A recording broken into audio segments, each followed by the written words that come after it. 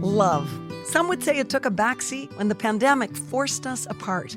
As a family-run and proudly Canadian-owned company, Charm Diamond Centers saw the need to bring us together with tales of love and created the Canadian Love Map podcast. Since then, we've shared hundreds of real, uplifting stories that prove love conquers all. So thank you for listening. We couldn't do it without you. And remember, love starts here. What the world needs now is love. More love. Stars literally aligned. He's always been the one. There's someone out there for everyone. I'm Nancy Regan, your host on the Canadian Love Map. We are on a journey to uncover and share love stories of all kinds. He's never forgotten to bring me flowers. We're hoping we're going to give a little good news to this world. Even in these dark times, the life continues to go on. It's all about compassion, devotion, adventure, and of course, love. Everybody needs somebody. Everybody needs love. This is the Canadian Love Map. Well, love is the most important thing. The mobile life of us being able to just, go on the road and live where we wanted to for however long was really appealing. So it was like, all right, get rid of it. We don't need 8 frying pans. Actually, I highly suggest everyone at some point in their life move into 185 square feet and you will see what you actually need to survive versus the 5 different cooking apparatuses you really want. This week's love story proves that opposites really do attract. Alicia grew up in Newfoundland. Tyson is from Manitoba. He's got a passion for minimalism, and she is a self-described hoarder. Somehow these polar opposite lovebirds coexist in a retro Airstream trailer. It may not sound like the ideal match, but their relationship is one of mutual love and support, the cornerstone on which Alicia has built 3 businesses and found Tyson to be the kind of partner who empowers her self-belief. Together, they are cutting a unique path and pulling a vintage trailer behind them. This is the Canadian Love Map. Alicia and Tyson, welcome to the Canadian Love Map. Thank you so much for having us. Now, I don't think I've ever started this way before, but I'd like to just begin by setting the scene. First of all, the style, I guess, because Alicia, you're wearing a fabulous sweater that features avocados that are sliced open. And, one of my favorite foods. Well, and they're so healthy. So I thought it bore mentioning. Tyson, I'm not so sure, that yours is noteworthy. You've got a lovely looking gray sweatshirt. But I, on the other hand, am wearing something very intentional. It's a black t-shirt with an Airstream sketched on it. And it's actually a promotional shirt for my friends Madison Violet, who are a wonderful singing group based in Toronto. But I'm wearing it for a very specific reason. And it's in tribute to you two. In our Clutterbug, of which we're sitting in right now. You are in the Airstream. We are, yes. Awesome. Okay, I cannot wait to hear about how you live in this vehicle, how it's a metaphor for your love and your life. And let's just dive right in. Why don't we talk about who you both were before you met? Who we were before we met? Well, we met almost 4 years ago. Through a mutual friend, actually on Instagram, age of the tale of the times these days. But before we met, and I guess still, I'm an entrepreneur here in Nova Scotia, in Truro. I'm originally from Newfoundland, and I've been here it'll be 10 years this year, actually. Okay, wait, time out. That's what you do. But who are you? Who were you? Oh, goodness. I was... well, obviously not in a relationship when we met, thankfully. And I was kind of blazing my own trail, really. As far as love was concerned, I won't say I'd given up because that's not true, but I definitely have a string of flaming failed relationships that I thought, you know what, I'd just rather be alone than keep going down this love map I was making of my own. I was really ready to focus on my life as it was, building my businesses, seeing the world, and being close to my family and friends. And that's, I guess, who I was before we met. And then you stumbled upon this fellow. How would you describe yourself before you met, Tyson? I was living out in Alberta and working in construction, and then I was working pipeline, and I guess was kind of just getting disillusioned, I guess would be the word I would use, with the life I was living. And I'd been rolling around the idea of moving and exploring a new place, and a mutual friend said that she had a friend that I would really get along well with, I guess is how she put it. And we started chatting, and I thought it was time to pick up sticks and hit the trail. Yeah, it was really an East meets West love story. I love it. So were you skeptical? So many people, when a friend tries to set them up, are like, oh, okay, wait a second. How good can it be? And how much are they exaggerating? I think it was almost a month between when she had told me that I should get in touch with Alicia and when I actually did, because I was like, yeah, okay, sure, I'll get around to it at some point. I'm sure this isn't going to work out the way you imagine it's going to work out. But it's funny that you say that, because I understand the stigma between people introducing other people, but I had gotten to the point where it was like, well, clearly I don't know what's good for me because I can't make good choices myself. So I felt better about the fact of this person who knew the both of us separately so well, and she would never say that if she didn't really think it was a good fit. When she told me about Tyson, I looked him up online. There's no photos of this guy, and he lives in Edmonton. I'm like, well, what do you want me to do with that? I'm not moving out west. How can I research this person? Well, that too. So it was like, all right. And then sure enough, a few weeks later, I don't know if she had mentioned it to me or it just crossed my mind again. And so I was like, I'm going to throw out a message and just see what happens. And that's how it started. Yeah, I responded to an Instagram story. That's right. I threw out a story that I thought might bait him into messaging me, and it did, and it worked, and he did. And I told him that a long time later. I was like, I sent that out hoping you would message, and you did. And he was just like, fishing, reeled him in. I was just going to say, I didn't know this was a fishing story. So you're going to have to tell us about the fish, or the bait, sorry. What was the story? I thought he was a plumber because the friend of mine that introduced us was a plumber, and most of the people that she was interacting with at the time and who I thought she would refer me to was someone in her industry. So it was a meme about a bathroom thing, and you wrote me and said, funny enough, I used to work or live in a campground that could have used that sign or something like that. I still have it saved. I think it was an out of order sign or something like that. Yeah, saved somewhere. And then the conversation just flowed from there and never stopped. You started with a bathroom post. Yeah, no joke. Yeah, that is exactly what happened. Just wanting to clarify that to make sure I've got it right. Yep, and Tyson, you responded. So there you go. Toilet humor, I guess. Speaks to the laughter that was yet to come. And how did it grow from there? Clearly, it didn't get flushed. We had talked for a few weeks. I was going to be working another season pipelining, and then I had a window of opportunity where work got delayed.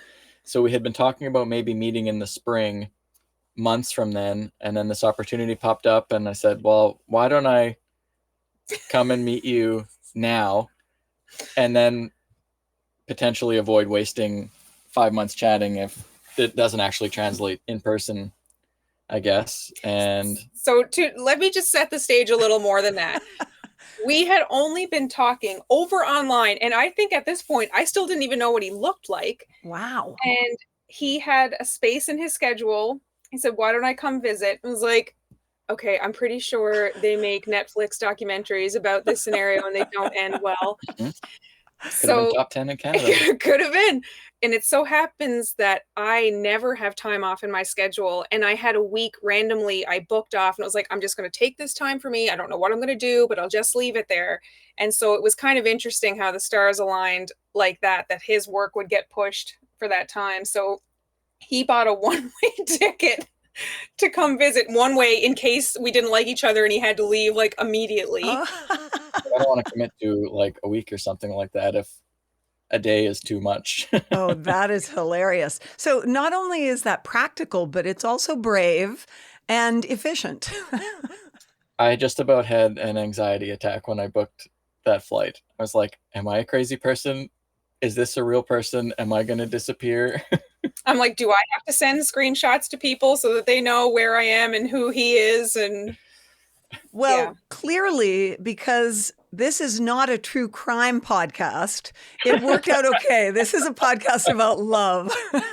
So tell us more about when you first met, like when, you know, that very first moment you saw each other, and go from there. Well, it was pretty wild because he had never been to the East Coast. You'd never been past Ontario, I think. That's right, yeah. Yeah. So, but he knew where Truro was, where I was living, because, not a product statement, but because he loved Stanfield's underwear. So that's how he knew where I was. Made in Truro. That's Made the only in reason I Truro. knew. Are you talking the briefs or the long johns, just so we get it right? Both. Oh, both. Yeah, Okay. both, yeah. Yeah, Good. both. You were in Alberta, so I have to guess that long johns might have been part of your repertoire. And funnily enough, I had been doing work with Stanfield. So on a whim, I reached out and said, so I've got a first timer coming. He's a big fan of your product. Do you think we could do like a little factory tour? And that is legitimately what we did on one of our first dates. Stop. Yeah, I know. How are we not being paid by Stanfields to like represent the company? I'm not sure. I want to say this is another definite first on this podcast. We have never heard of a first date touring an underwear factory. So funny. It was. And it was a lot of fun. We had a great time. Yeah, that whole trip was greatest hits of Truro. I was like, oh my God, this place is amazing. Okay, but let's go back to that. I'm going to zero back to that first moment that your eyes met. What was it like, and what were you both thinking? And where were you? At the airport. Yeah.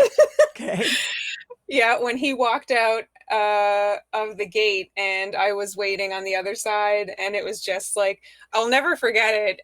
We locked eyes and he just threw his head back and then started walking towards me, and I was like, oh my God, oh my God, oh my God. And that was it. He came over, he planted a kiss on me, and away we went. Wow. Yeah, I was pretty much like, okay, this person is real and better looking in person, which was a high bar. And this is a great start.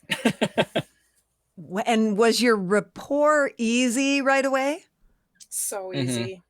Yeah, it was ridiculous how easy it was. And just like I said, how everything lined up perfectly, that he had this time off and our conversation was just so easy, and it flowed and never felt pressured or awkward. Or actually the most awkward thing was probably all I could think of when my friend sent my profile to him.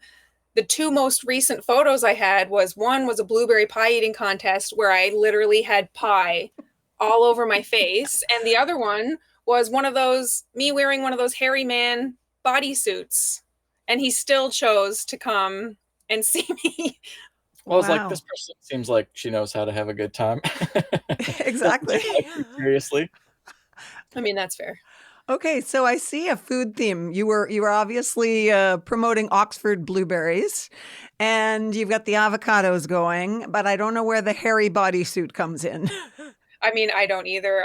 Yes, I do. It was because I was filming a promotional video for a CrossFit gym, and I was using it as a joke for all the CrossFit guys that work out with their shirts off. I was like, I'm going to buy this, and then I'm going to wear that for the video. And didn't really dawn on me that it might really bite me in the end, but I guess it didn't. You still came. Nope, that's right. Tyson, I think it's kind of clear you saw her as a gamer because she was wearing things like that, and that she didn't take herself too seriously. I don't know what I assumed. I also posted that I had voted, and voting in politics is very important to you. So I think that was really in my favor as well. Yeah, it really was. Thanks, social media. Exactly. So how did the real life relationship, now that you have made the jump from distance to, social media one to, okay, here we are in person, how did it develop apart from the underwear tour? We did long distance for the first few years because he was still working away and we were kind of trying to figure out what we wanted to do. Like, my family is here, his family is there, my businesses were here. Could I work remotely? Would we go back and forth? Like, what did we want to do? So we did go back and forth for the first few years. I went up to visit him after Christmas, and then if he was working on a job site that he had his own accommodations and I could visit, I would do that. Mm-hmm. And then when he had a break, when they closed down for like the change of the seasons, then he would come here. Actually, he flew home on March 30th, 2020. And we didn't know if he was going to make it back because we thought they might shut down air travel, close the borders. Right, yeah. And then he ended up being here for 8 months straight. So it was like trial by fire. We'd only met each other 4 months previous. And in that time that he was here, we were isolated together 4 times over the span of COVID. But in that 8 months, we renovated the house that I was living in. We did some painting. He built a deck. Yeah, it was a really condensed almost lifetime together in that first 2 years. Condensed is right. It's like a really rich sauce that you're making, I can just imagine. And what was it like for you, Tyson, being locked down with this person that you didn't really know that well? I was happy to have time off work and then to be able to keep busy with projects around the house. And I guess because everybody was at home at the time, it didn't seem out of the ordinary. Mm-hmm. It was as strange for anyone else as it would have been for us. So we just got in good habits of cooking really good meals and exercising every day and all that kind of stuff. So, well, we had 3 full months off together while everything was shut down. Like I was off work for 3 months.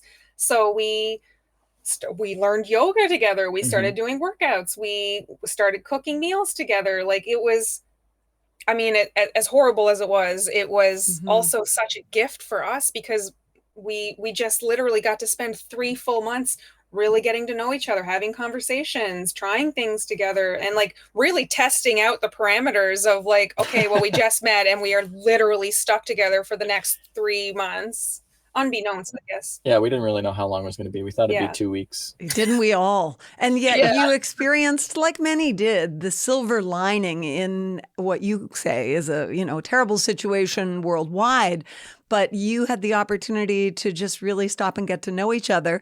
So you got to do things that you both enjoyed. You got to figure out what you had in common. But I assume you also figured out what differences there were between you, what you didn't have in common. I've never had a relationship like this in my life. Like, there wasn't really friction points. No, like, we liked trying craft beers, and it was great because I could maybe drink half of one and he would finish it, or I'd get to try some of his. We liked the same foods.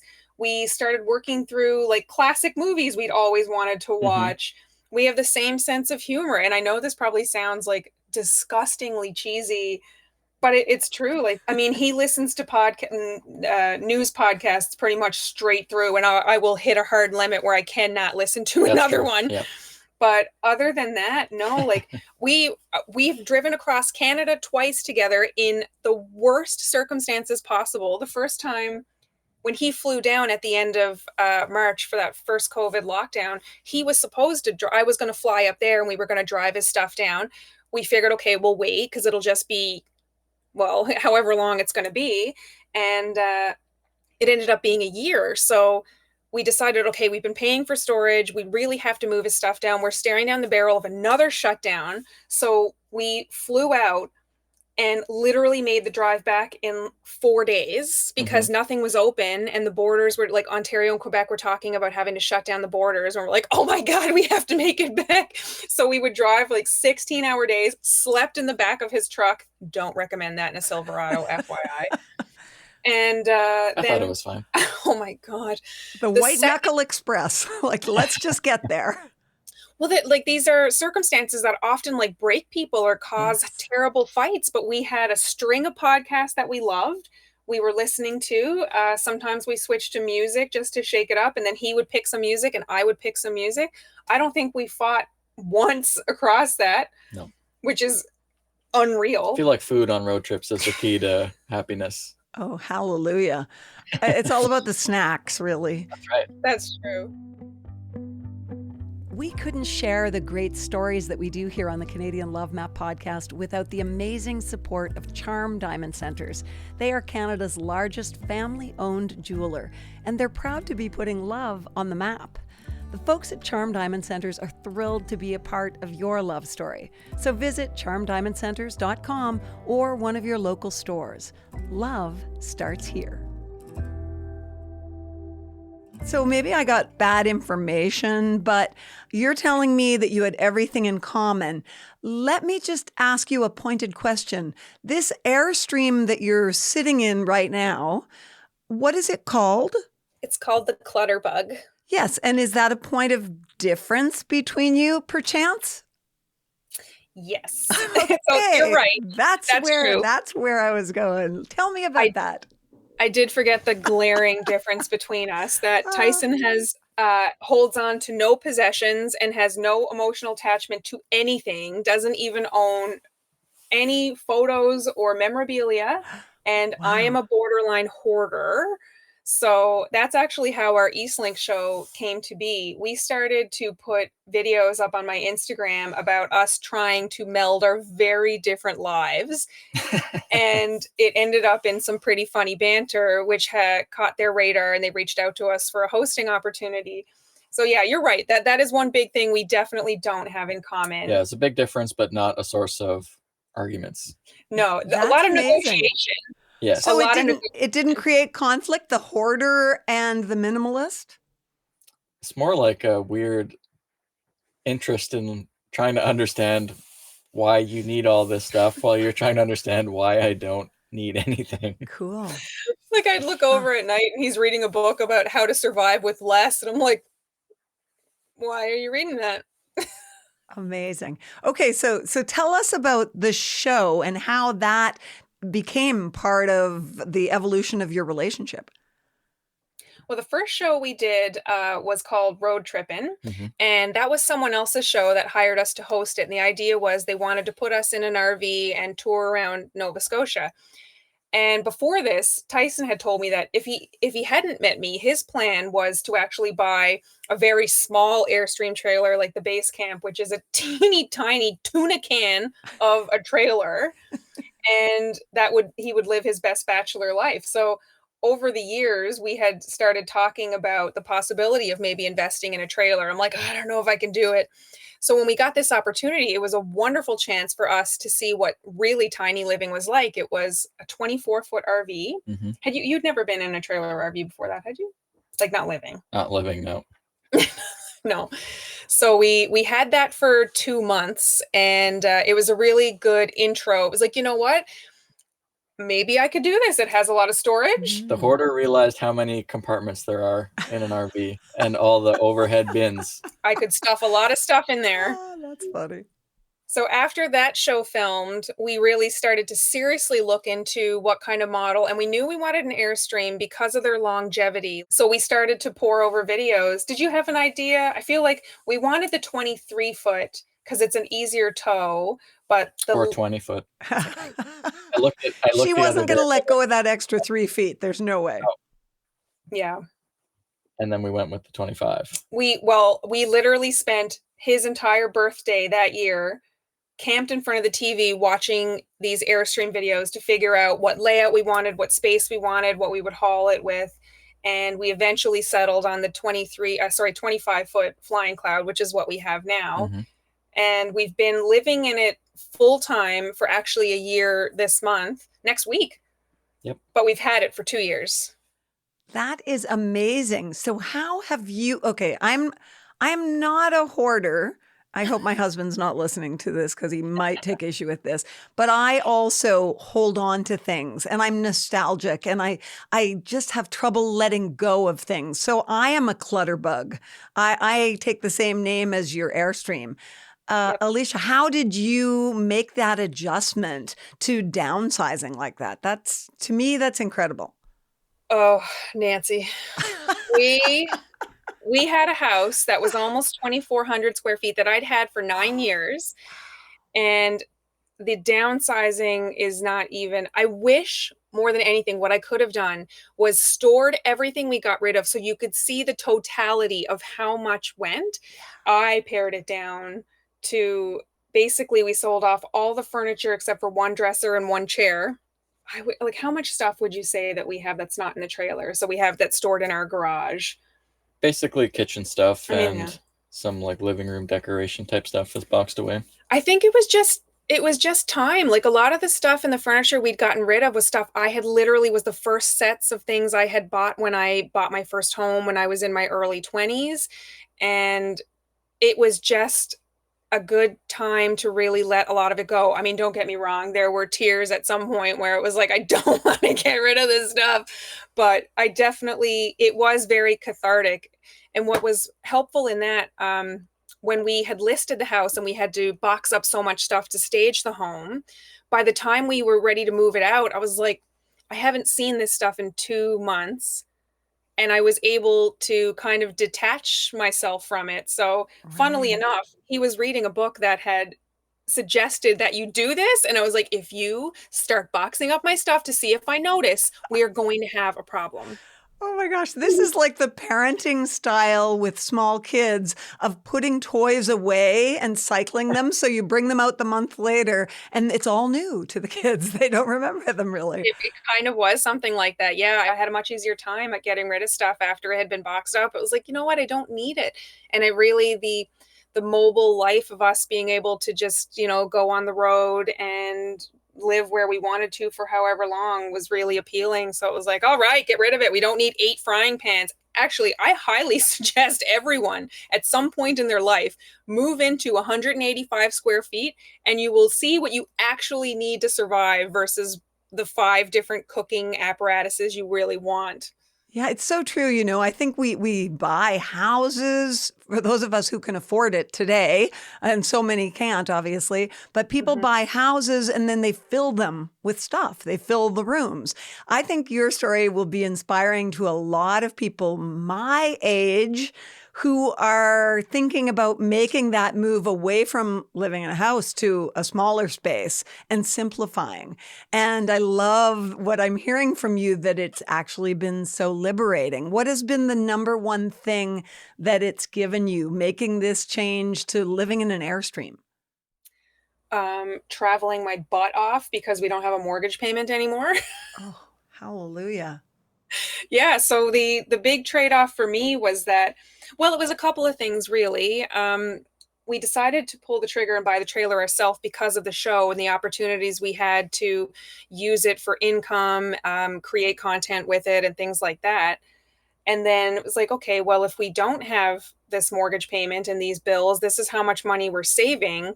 And we can put that towards all our travel, even if we only do it for 1 to 2 years before we decide to build a house. That was pretty much the deciding factor. That was the clincher. She was really worried about feeling cooped up in a small trailer. But I said, well, think of all the trips you can go on where you have total freedom to go anywhere you want that you'll be able to afford because you're not paying for a big house. For context, I flew home from Barbados yesterday, and in 3 weeks, we're going to Greece.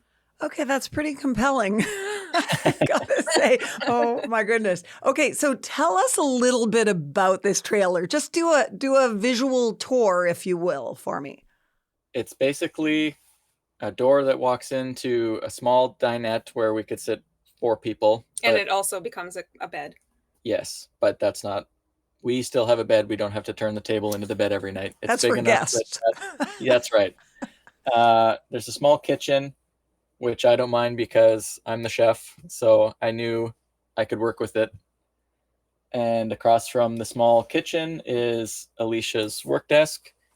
Then from there, there's a small hallway with the split bath where on one side is the shower and on the other is the toilet and sink. And basically the rest of the bathroom. And then the quote unquote bedroom, I guess you would call it, is at the other end of the trailer, and it's basically just a mattress with a closet, a little TV. And You were just not storage. selling this for what it is. So the Airstream is very modern and beautiful, and it's like the IKEA of trailers. Like, it has a beautiful gray laminate floor. It has soft leather seats that we're on that you kind of can't really see behind, and it has, is it birchwood? Is the wood we went with? Can't remember. No, it's a maple.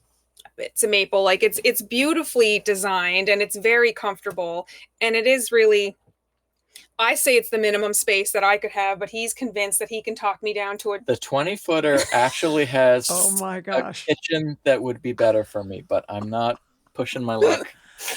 Wow. He's convinced that if we can get to a dealership and he can show me this smaller model, that She'll be convinced.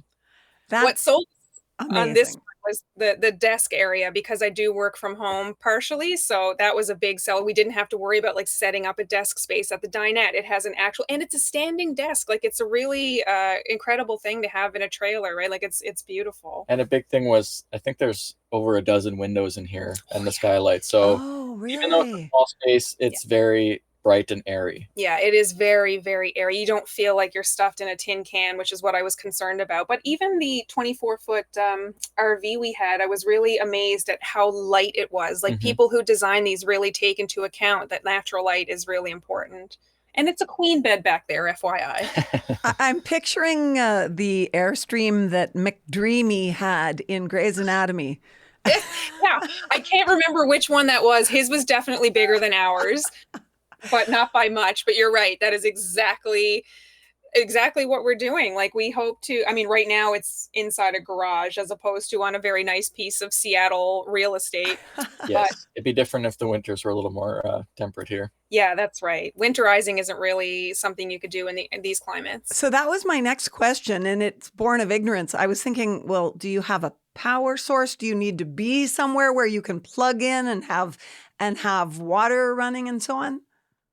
We have a bit of both. So we are set up to boondock, which means if you're not on a serviced site or taking water or power from, like, we were at my sister's for a while we were building our piece of land, and we literally just plugged into their garage and ran a hose to their hose, and then we have water. So it does have a holding tank for water, and we do have a solar powered battery that we can use to power us if we weren't attached to anyone else. But ideally, you're in a serviced site, or like right now where we are on our land where we have a garage built. The garage has power, and Tyson does truck in water, which isn't ideal, but it's doable. It's a temporary fix, really. Yeah, we're figuring it out. I think about all the people who were forced together during the lockdown, couples who really struggled because they were forced to be in the same space, both working possibly online and so on. And yet you guys met that way. And now here you are living in this tiny space.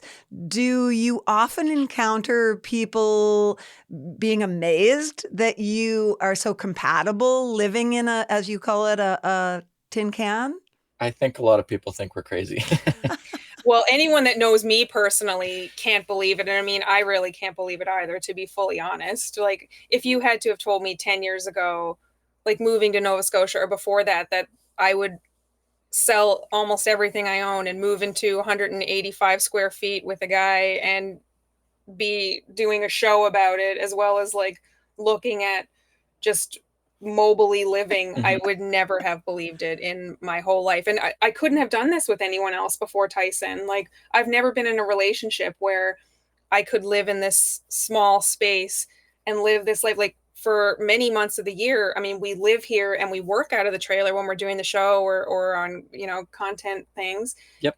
We're together all the time and we travel together. And I know lots of couples that in our lives that wouldn't do that. They would be on a true crime podcast.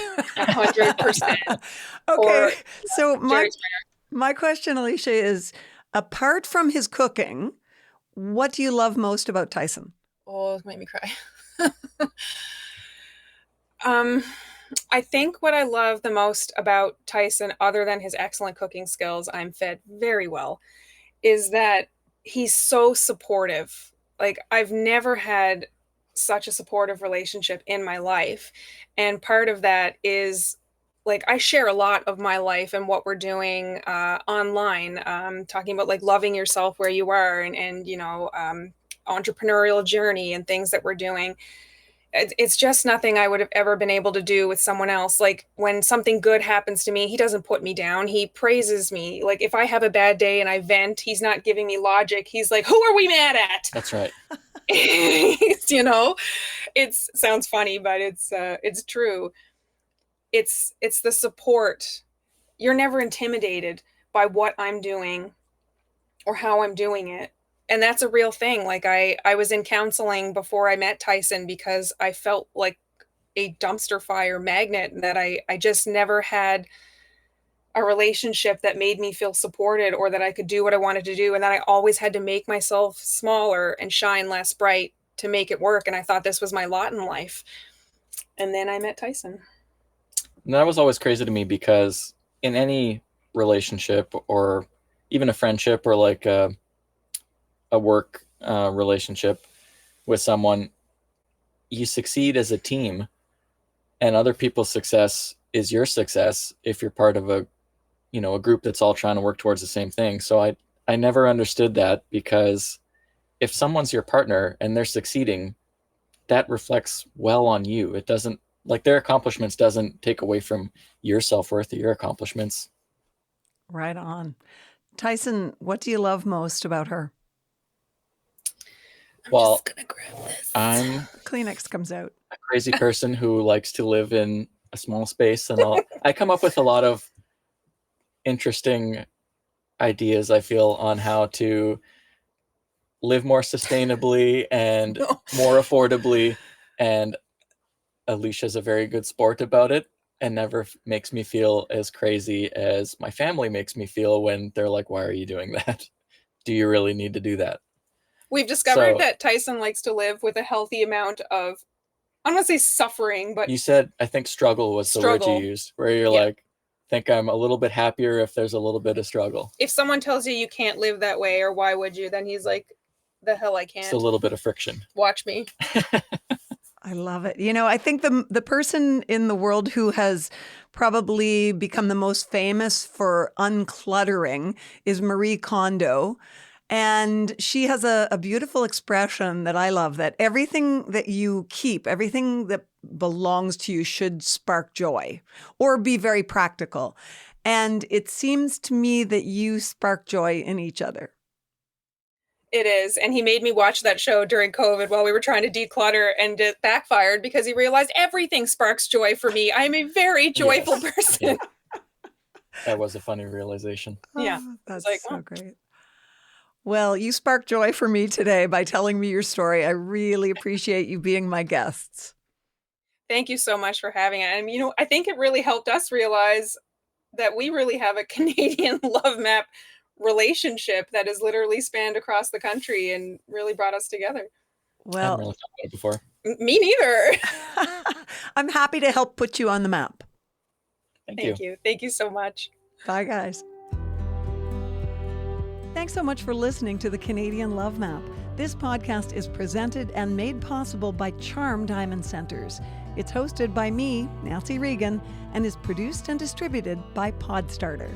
We love sharing love stories of all kinds, and that could include yours. So do you or someone you know have an uplifting tale to tell? Reach out to us on Facebook or Instagram using @CanadianLoveMap or email producer@podstarter.io. We'll be back next week with another love story to add to the map.